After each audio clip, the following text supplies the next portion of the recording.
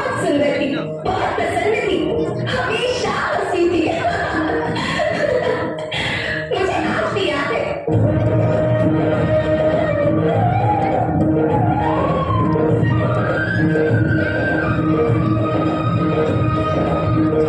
पुराने जमाने में आप लोग ही तो थे जो अपनी माँ के रखवाले थे।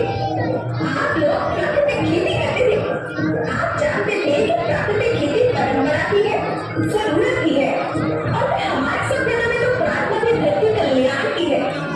ओम वो शांति, अंतरिक्ष शांति, पृथ्वी शांति, औषधया शांति, वनस्पतया शांति।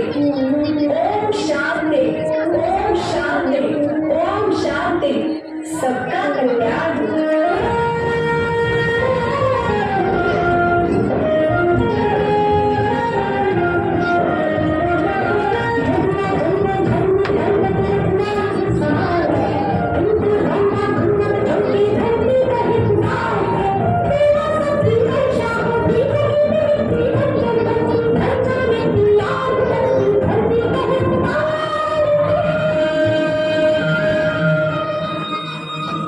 हजारों साल से मनुष्य धरती की गोद में रहता आया है।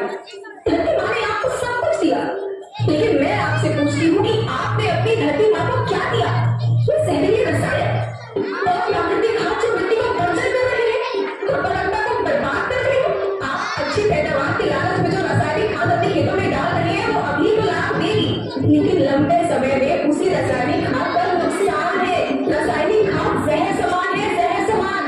और तो और फसल में पानी की खपत भी बढ़ गई है, जिससे खेती की लागत बढ़ रही है और पानी का स्तर जमीन के काफी नीचे जा रहा है।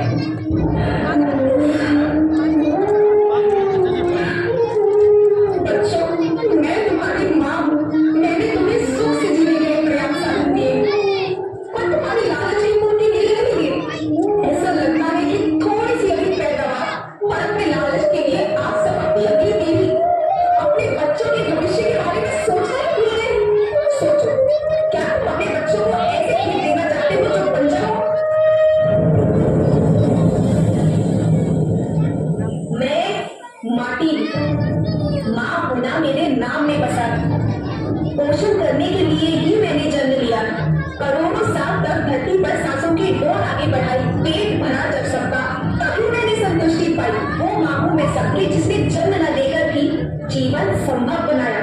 अन्नदाता